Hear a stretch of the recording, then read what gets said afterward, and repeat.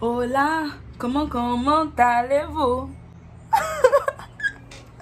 Hi guys, j'espère que vous allez bien.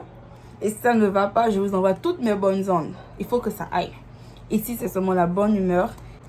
Alors, aujourd'hui, on se retrouve pour une story time. Comme vous avez vu sur le titre de la vidéo, c'est une histoire rocambolesque digne d'un film d'action. Je blague. Enfin, j'ai vécu certaines choses dans ma vie et j'ai décidé de le partager avec vous. Et on va commencer par une histoire assez étrange. Mais bon, c'est arrivé. J'ai pas eu le choix. Et voilà. Avant de commencer la story time, j'espère que vous êtes inscrits. Et n'oubliez pas d'activer la cloche de notification, de laisser votre pouce bleu si vous aimez mon histoire. Et n'oubliez pas de commenter. Juste ce que vous en pensez, bien sûr. Mes réseaux sociaux vont s'afficher juste là. Pour ceux qui ont envie de me suivre, de voir ce que je fais tous les jours. Contextualiser la story time. Je vis au Brésil et j'ai un salon de coiffure que j'ai ouvert avec une amie à moi. Et pendant on a travaillé dans le salon de coiffure pendant 1 an et tout. Et puis il y a une fille, enfin mon amie elle est camerounaise. Mais il y a une fille en temps béninoise qui a travaillé pour nous un temps, après elle est partie. Et elle est revenue disant qu'elle avait des problèmes et tout. Donc on a eu pitié d'elle. Au lieu de la faire travailler pour nous, on a décidé d'un commun accord de la reprendre et de lui louer une chaise, comme on dit. Genre, toi tu as ton salon, la personne loue un espace et travaille pour elle-même. Seulement qu'à la fin du mois, elle te paye le loyer. Un loyer. C'est comme si on faisait une cohabitation dans un salon. Et ça a été une décision qu'on a prise parce qu'on a eu pitié d'elle, on a voulu l'aider. Et là, je regrette parce que ce qui s'est passé après, en tout cas, soyez connectés parce qu'il y a des story time qui arrivent ici. Bref. Donc, la fille, un jour, on travaillait. Je rappelle que chacun travaillait à son propre compte. Personne ne travaille pour personne. Enfin, parmi celles qui payaient le loyer dans le salon. Donc, chacun travaillait à son propre compte. Donc, on divisait juste le loyer du salon. Donc, du coup, une fois, c'était un samedi. Et les samedis, c'est les jours où généralement il y a beaucoup de gens. Tu commences à travailler le matin vers 7h et tout, tu n'as pas d'heure pour rentrer. Parfois, on rentre à 1h, 2h du matin. Et du coup, ce samedi-là, pareil, c'était plein et tout. Et pendant qu'on travaillait, il y a une de ses clientes à la fille béninoise qui est arrivée, mais qui n'avait pas pris rendez-vous. Donc, on lui a dit, il était 10h, lui a dit, enfin, la fille lui a dit, parce que moi, j'avais mes clientes. Et généralement, quand on travaille comme ça, je suppose que moi, j'ai un horaire libre. Et l'autre a deux clientes qui attendent, elle te demande de l'aider. Donc, on s'aide, en fait. Donc, à la fin, tu aides la personne et tu reçois 50% de la valeur du service que tu as fait. Mais genre, c'est une aide, tu vois. Donc, du coup, on était occupés. Donc, personne n'avait le temps de prendre sa cliente aussi. Parce que c'était un samedi, c'était plein, évidemment. Donc, on a demandé à la fille, on a dit à la fille que c'était plein jusqu'à une certaine heure. Et que ça serait trop long si elle devait attendre. Parce qu'on ne sait pas à quelle on allait pouvoir comment dire? En portugais, on dit encaixar. Comment dire? Lui trouver un créneau, voilà. Lui trouver un créneau. Donc, du coup, elle a dit non, il n'y a pas de problème, j'attends et tout, nanani. Donc, la fille était là, elle attendait de 10h à 17h. Ok, genre, elle a vraiment envie de se coiffer avec elle et tout, nanani. Elle attend. Donc, quand à 18h, non, oui, à 18h, la fille a eu un créneau et comme elle devait faire les entrelaces, la fille lui a fait les nattes des entrelaces et tout. Après avoir fait les nattes des entrelaces, elle a fait les cheveux d'une cliente qui avait son horaire et après elle est revenue faire ses cheveux. Il était environ 19h. Elle a terminé sa greffe, le coup de sa greffe. Donc du coup, elle commence à passer ses cartons de crédit parce qu'on accepte le paiement avec le carton de crédit. Donc elle prend la machine, elle passe son carton de crédit. Le carton de crédit ne passe pas. Elle commence à dire que oui, ce sont vos machines et tout. Nanani. Et la fille m'a dit, ok, est-ce que tu peux me prêter ta machine? Est-ce que tu peux passer son carton de crédit dans ta machine? Donc je prends la machine, je passe le carton, ça ne passe pas. Donc elle demande aussi à ma copine camerounaise. Elle passe, le carton ne passe pas. Donc la fille commence à dire que ouais, et c'est pas un carton, on a passé peut-être 4 cartons de crédit. Elle commence à dire que ouais, c'est peut-être nos machines qui n'acceptent pas sa carte de crédit et tout. Ok. Donc du coup, la fille béninoise, elle est descendue parce qu'on travaille à l'étage. Donc elle s'est dit, ok, je vais acheter les machines de carton de crédit que j'en vends dans la rue, là, parce qu'ici c'est monnaie courante de vendre des machines de carton dans la rue. C'est relativement moins, je pense que c'est 20 ou 30 réals. Donc elle achète, on revient, on passe le carton ne passe pas. La fille était là, on était là, le temps passait. Moi j'étais là, je continuais à faire mon travail, je n'étais pas en train de trop prêter attention à ce qu'elles étaient en train de dire. Donc finalement, elle finit de travailler, il était 21h30, 23h30. 23h30, il est super tard.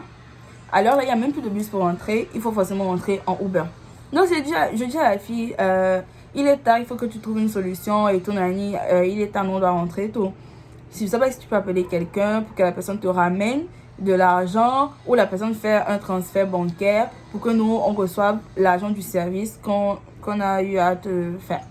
Et le service incluait la greffe parce qu'on achète les paquets de mèches, donc la personne paye à la fin le paquet de mèches et le service que tu as rendu. Donc du coup, elle disait non, qu'il n'y avait personne de disponible pour faire ça et tout ça, nanani. Donc moi, je disais à la fille béninoise en question, c'est mieux que soit tu rentres avec elle, elle se débrouille et quelqu'un lui ramène de l'argent, soit tu appelles la police, ou tu détaches les cheveux que tu as fait parce que à vue d'œil, elle ne va jamais te payer. Et ça, on est dans de discuter ça en français, elle ne comprend pas portugais et tout. Elle ne comprend pas français et tout parce qu'elle parle portugais, bien sûr. Donc du coup, la fille était là, non, mon carton ne passe pas, je viens de passer mes cartons dans d'autres boutiques et tout, nani. Et la fille était là depuis 10 heures. Même descendre pour aller manger, elle n'a pas fait. Donc du coup, la fille béninoise, elle a eu pitié, elle dit que non, non, elle lui a dit que je reviens te payer le lundi. On était samedi, on n'ouvre pas dimanche. Donc la fille lui dit que ouais, je reviendrai te payer le lundi et tout. Et comme c'était une des clientes elle avait déjà coiffé 2 fois, je pense, elle s'est dit que ok, genre c'est ma cliente, elle va revenir et tout. Donc elle a laissé la femme partir. La fille part alors. Et détail, je lui ai dit, ne la laisse pas partir parce qu'elle ne va pas revenir. Lundi, on arrive au travail et tout, on a passé toute la journée, on a travaillé. Aucun signe de la fille. Aucun message, rien. Mardi, pareil. Mercredi, pareil. Jeudi, moi, j'étais arrivée au travail. Et j'avais une cliente très tôt, que j'ai coiffé le matin très tôt. Donc, aux environs de 11h, j'étais descendue acheter des glaces à McDonald's. Donc, dès que j'arrive à McDonald's, je revenais avec ma glace.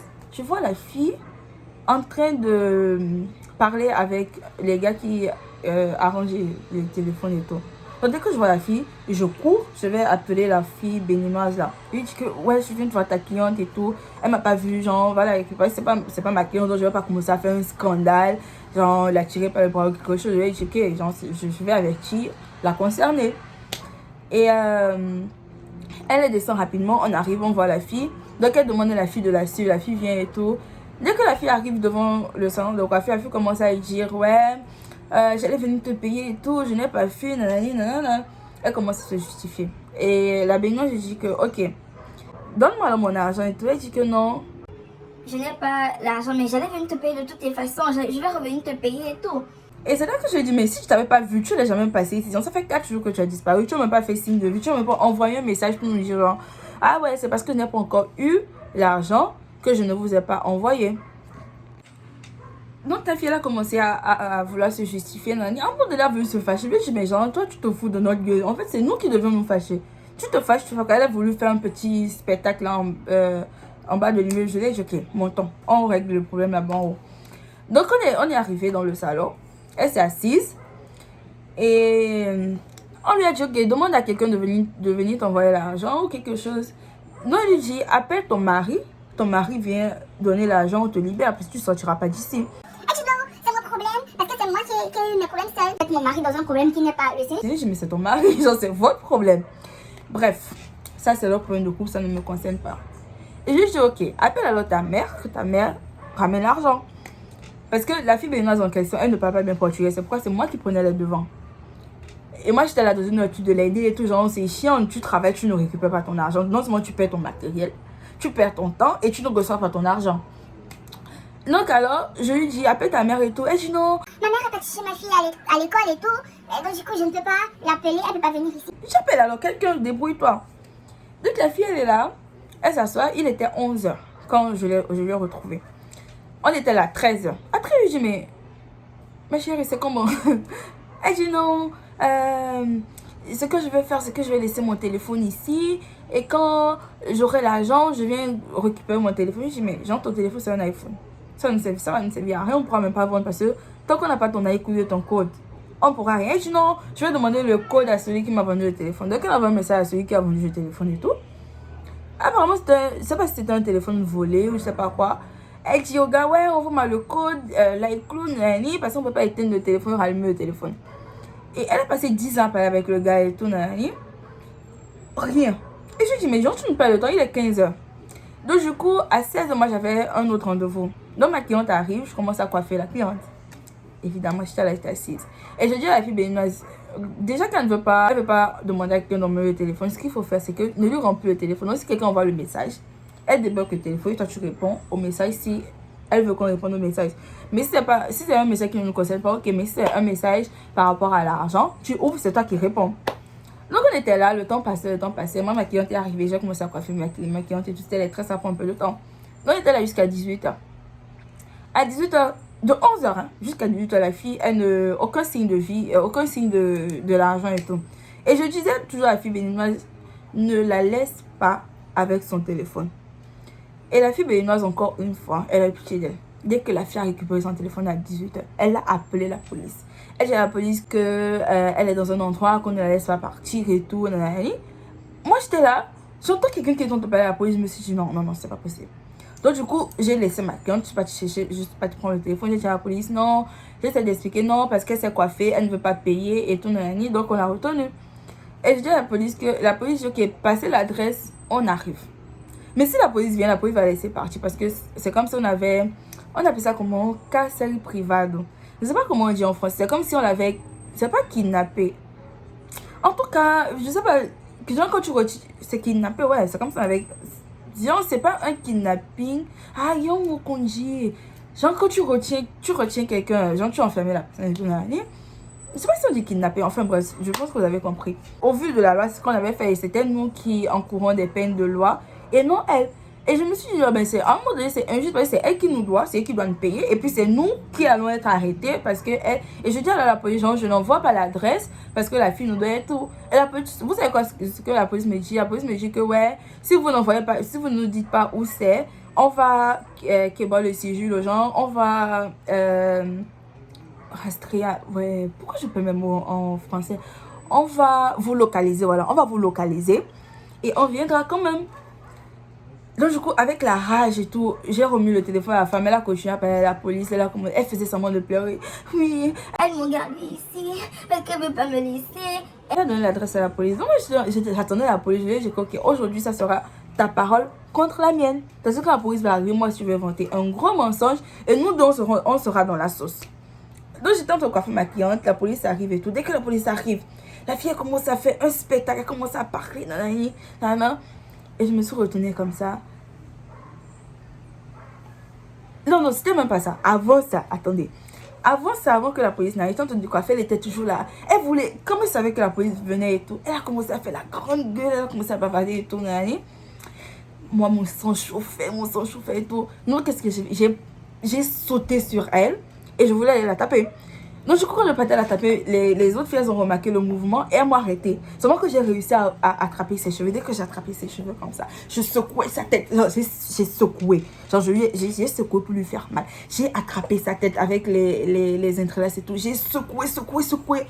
Et elle criait tout. Donc, les filles m'ont séparé. Les filles m'ont dit non, laisse-la, nanani. Genre, tu n'as pas besoin de faire ça et tout, nanani. Mais moi, mon sang montait et tout parce que c'était un manque de respect. Tu sais que tu dois. C'est toi qui es en tort, mais c'est toi qui appelles la police. Donc, du coup, on était là. La fille a commencé à me dire que oui. Et au Brésil, on a les favelas. Dans les favelas, il y a souvent les factions. Et c'est un truc qui est trop dangereux. Parce que si, par exemple, moi, je vais te livrer à une fraction, on te tue. Genre, tu disparais et tout. Nanani. Elle dit oui, mon frère fait partie d'une fraction. Nanani, nanana. Et c'est vrai qu'en même temps, au Brésil, il y a un truc qu'on appelle ici milice. C'est les anciens policiers, en fait, qui se sont corrompus, qui se sont reconvertis et qui font... qui offrent un semblant de sécurité dans certains quartiers. Donc souvent, il y a la guerre entre les factions et les miliciens. C'est comme ça qu'on appelle les anciens policiers reconvertis là, dans le crime. Donc, seulement que les miliciens aussi, eux, ne blaguent pas. Dans les zones contrôlées par la milice, comme on dit, tu peux pas, par exemple, agresser quelqu'un, lui prendre ses choses et tout. Seulement que les zones contrôlées par les factions, genre, c'est le crime. Genre, on te vole ton téléphone, tes affaires, nanana. Donc, moi, et bizarrement, moi, je vivais dans une zone tranquille en griffe parce que c'était une zone contrôlée par la milice. C'était pas une favela parce que généralement, les factions contrôlent les favelas. Donc, moi, ma zone, c'était la milice. Donc, dès qu'elle m'a menacé avec les machines de fraction, je me dis, mais genre, tu parles de quoi? Tu parles de quoi? Moi, je vis dans un endroit où il y a la milice. Donc, si tu blagues, j'envoie en te tuant parce que la milice, c'est pour redouter que les fractions, tu vois. Donc, je dis que, genre, si tu essaies, tu vas voir. Et genre, moi, je n'ai aucun lien avec la milice. Et tu sais que ça existe, mais je ne sais même pas où les trouver. Mais dès qu'elle, quand même, m'a menacé, moi aussi, je l'ai menacé. Quand la police est arrivée, dès que la police est arrivée, la police dit que oui, vous ne pouvez pas la garder. Parce que si vous la gardez, vous allez être enfermé. Tout mais mon sang chauffait, ça bouillait à l'intérieur de moi. Je me suis dit que, ok, je tente de faire les choses de ma cliente. Et quand moi, je deviens nerveuse, je commence à trembler comme ça. Mes mains tremblent et les larmes coulent. Pas parce que j'ai peur quelque chose, mais genre, c'est les nerfs en fait. Et mon amie camerounaise, elle me connaissait, donc elle me disait non, calme-toi, calme-toi, calme-toi. Mais j'avais mal au cœur parce que genre, c'était trop injuste. C'était pas mon argent. Mais franchement, c'était injuste. Dès que la police a commencé à dire que ouais, ce que vous pouvez faire, parce que c'est à moi que la police parlait, parce que c'est moi qui ai pris le devant de l'histoire, l'autre ne parle pas bien portugais. Ce que vous pouvez faire, c'est que vous la laissez partir. Donc du coup, la police est descendue avec elle et elle est partie déposer sa plainte. Je sais pas, elle n'a pas déposé la plainte, mais elle a relaté les faits et tout. C'est parce qu'elle a dit à la police. Moi, j'étais pas là, moi, j'étais en train de m'occuper de ma cliente en haut.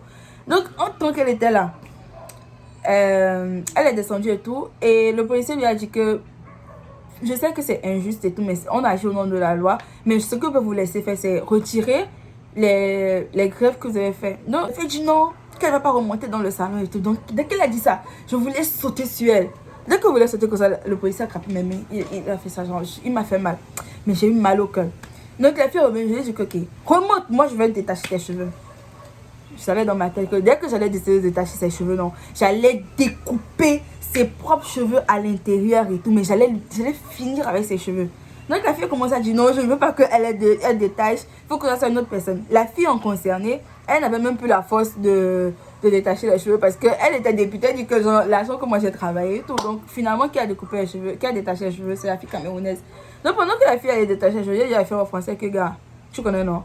Quand tu arrives, tu prends la lame pendant que tu es en train de détacher la greffe là, tu coupes les cheveux. Donc s'il n'y a pas de détail, et tu ne détaches pas les nagots qui est en bas. Les nagots, comment j'ai les tresses couchées qui est en bas. Tu ne détaches pas, tu coupes. Et quand elle arrive à la maison, pendant qu'elle détache les tresses, les nattes, elle va voir ses cheveux en train de tomber. La fille dit que non, ne t'inquiète pas, je vais faire ça. Ok. Pendant qu'elle détachait les cheveux, je me suis retenue et puis j'ai dit à la fille, genre, quand la police va partir, je vais t'avoir. Donc elle dit ça seulement, elle dit au policier, mais je n'ai pas dit ça à voix haute. J'ai dit ça, tu vois quand tu fais la lecture labiale. Elle dit au policier, oui, elle me menace, je ne sais pas quoi. Et j'ai dit au policier, non, je ne l'ai jamais menacé. Elle qui m'a dit que son frère fait partie de la fraction, qu'elle va m'avoir et tout. Et puis j'ai commencé à faire comme si je me sentais menacée. Je dis que oui, me voilà ici, que je ne suis même pas brésilien, voilà qu'on me menace et tout. Genre mes parents peuvent venir me retrouver morte et tout. Et le policier dit à la fille, genre, méfie-toi, comporte-toi bien et tout. Donc dès qu'on finit de détacher, tu sais, le policier... Monsieur le policier, attendez que je parte d'abord. Genre, escortez-moi, que je parte d'abord. Et tout. Donc je me suis dit que non, la fille c'est un culot. Parce que la police avait laissé là-bas. Je me suis dit que si je descends pendant qu'elle est en train de descendre la police va rester. Parce que la police a remarqué que la personne la plus nerveuse en fait, c'est moi. Donc je suis restée, elle fait semblant comme si elle était en train de trop m'occuper de ma cliente et tout. Et la police est restée. Elle a marché tout droit jusqu'à ce qu'elle vire à droite. Dès qu'elle a viré à droite, et j'ai demandé aux filles en bas de me dire exactement là où elle allait aller. Mais personne ne savait ce que j'allais faire. Donc dès qu'elle est descendue, elle a viré à droite. Donc il y a ma copine camerounaise qui me dit en bas, elle vient de virer à droite. Donc, dès qu'elle a viré, la police a démarré la voiture et est partie. Je suis descendue. J'ai couru comme une folle. Dès que ma copine camerounaise m'a vu en train de courir, elle a commencé à courir derrière moi. J'ai couru, j'ai rattrapé la fille. Dès que je l'ai attrapée comme ça, je savais que j'allais finir avec elle. Ma copine camerounaise vient, elle me retient et tout. Donc, il y avait une boutique de vêtements. La fille, elle entre dans la boutique de vêtements. Elle commence à crier, oui, qu'elle veut me menacer et tout. Nanani. Donc, j'étais dehors, je faisais un scandale devant la boutique de vêtements et tout. Elle dit, ouais, je vais rappeler la police, je ne sais pas quoi. Et surtout les Brésiliens, genre, il y avait plein de caméras autour de nous et tout. Nanani. Et je me suis dit, waouh. C'est quoi cette merde? Parce que tout le monde nous filmait. Donc, du coup, j'étais là, je criais, mais seulement que les vendeuses ne voulaient pas me laisser entrer. Et tout le monde me disait que oui, c'est comme ça que vous êtes, vous les Africaines, laissez-la. C'est là que j'ai commencé à expliquer aux gens. Je criais, je dis que non, elle a fait les cheveux, elle n'a pas payé. J'ai expliqué, les gens ont dit que, ah, genre ma soeur, nous, on ne peut même pas te défendre et tout. Et les gens m'ont demandé maintenant qu'est-ce que tu veux. Je dis que non, je veux mon argent. Qu'elle se débrouille quand elle me donne mon argent. Elle a fait, dit oui, je vais rappeler la police. Donc, directement, elle rappelle la police. Je dis que, elle rappelle la police et tout, vous voyez. Et elle a donné l'adresse de la boutique. Elle me dit que avant que la police n'arrive, il faut que je ramène la fille dans le salon. Et je prends mon sac, je rentre avec elle. Ben ça, c'est trop facile. Et personne ne voulait me laisser entrer et tout. Donc, j'étais là. Et quelqu'un est venu, un gars super sympa. Il est venu, il m'a dit que non, calme-toi et tout. Et le gars pour le téléphone de la fille. Et le gars lui dit que maintenant, qu'est-ce que tu vas faire? Elle commence à pleurer, elle commence à faire la victime et tout. Non, je sais pas quoi. Et puis, elle est en train de solo ça, quand tu fais ça et tout. Excusez-moi quand je dis des mots en portugais parce que parfois je ne trouve pas immédiatement les mots en français. Donc du coup, j'étais là et ma cliente me dit que, au départ quand on partait courir, la cliente me dit que non, vas-y, va récupérer l'argent et tout. Donc après la cliente me dit que non, il se fait tard déjà, il faut que je finisse de venir me coiffer. Tout, j'ai compris la cliente. Et j'ai dit à Sorel, vous ne la laissez pas sortir de là. Et elle était là et tout. Moi je suis retournée avec son téléphone. J'ai pris son téléphone parce qu'elle voulait que je lui redonne son téléphone. Donc j'ai pris son téléphone et tout. Donc quand j'étais là-bas en train de coiffer ma cliente, j'ai éteint le téléphone parce que je me suis rendu compte qu'elle-même ne connaissait pas le code de l'AECLU. Donc je me suis dit que même si la police venait et tout, j'allais lui rendre son téléphone. Mais elle n'avait pas réussi à rallumer le téléphone parce qu'elle n'a pas les codes. Je suis remontée avec le téléphone. Après, ma copine camerounaise, on va l'appeler la camerounaise. Donc ma copine, j'ai dit, il saurait, enfin, je me suis rendu compte que j'ai fait fuiter son nom, mais c'est pas grave, c'est quelqu'un que vous allez voir souvent avec moi, donc il n'y a pas de problème. Elle revient, parce que il y avait toujours l'agglomération là-bas. Donc elle revient, mais je dis que oui, il y a quelqu'un qui a demandé le téléphone. Donc genre, la personne va prendre son téléphone et la personne va donner l'argent de la coiffure et tout. C'était un iPhone 5, si je ne me trompe pas. 5S. Donc du coup, la personne a pris le téléphone, la personne a payé exactement. Non seulement elle a perdu les cheveux qu'elle a pris, mais elle a donné son téléphone contre le prix de la coiffure. Et son téléphone était beaucoup plus cher que la coiffure, mais elle était obligée de rendre son téléphone et tout. Donc la personne lui a dit, ok, moi j'achète ton téléphone et je paye ta coiffure, mais tu rentres son téléphone. Donc la fille a récupéré l'argent et elle a donné, j'ai remis le téléphone, mais maintenant le téléphone ne s'allumait plus. Mais je m'en foutais. L'essentiel c'était que nous on récupère l'argent et tout. Donc du coup, j'ai rendu le téléphone, on a récupéré l'argent. Et c'est là que tout le monde me dit que ouais, t'es trop forte, nani, nana, et tout. Et en fait, je me rends compte que la fille, elle est rentrée sans coiffure, avec les nattes tout coupées, parce qu'elle allait aller à la maison, elle allait être vénère de ouf, parce que non seulement elle est rentrée sans son téléphone, mais on a détruit ses cheveux, et elle n'a même pas les cheveux à la base pour lesquels elle était venue. Donc, en fait, elle a perdu sur tous les plans. Et c'est pas que je suis fière de moi d'avoir voulu me battre ou quelque chose et tout, mais c'est parce que parfois il y a des choses qui viennent parce que je sais comment c'est dur. On travaille beaucoup et tu travailles toute la journée et à la fin tu ne gagnes pas. Genre tu ne récupères pas le fruit de ton effort. La raison pour laquelle tu t'es sacrifié en fait, c'est en vain. Donc je pense que j'ai beaucoup parlé, mais bon. C'était ça l'histoire. C'était une des nombreuses histoires qui sont arrivées au salon. Mais c'était essentiel pour moi de me défendre bec et ongle. Parce que ça aurait pu être moi en fait. Donc je me suis dit que genre, je n'ai pas fait ça en vain. Même si la personne que j'ai défendue aujourd'hui, on ne se parle pas et tout. parce qu'on avait des problèmes en temps, ça, je vais vous raconter ça dans d'autres circonstances.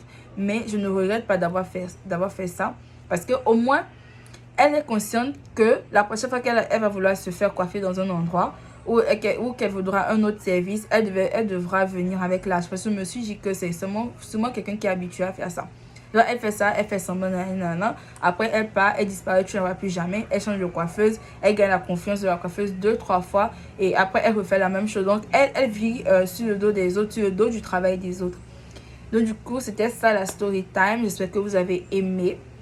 Vous ressentiez ce que vous en pensez dans les commentaires. N'oubliez surtout pas de vous abonner à la chaîne et retrouvez-moi sur mes réseaux sociaux Instagram, TikTok, et pour ceux qui n'ont pas tout ça, j'ai encore mon Facebook qui est fonctionnel.